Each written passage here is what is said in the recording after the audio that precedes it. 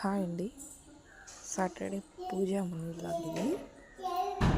మొత్తం అంతా క్లీన్ చేసుకుని ఇచ్చారు. మొత్తం అంతా స్నానం చేసి దేవుడి గుడి క్లీన్ చేసుకొని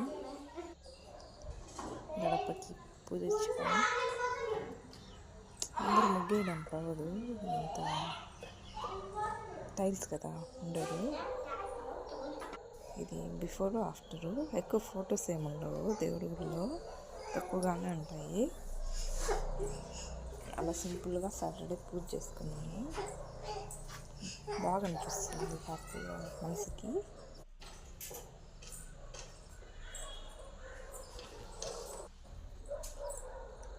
ఓకే అండి, బాయ్ బాయ్.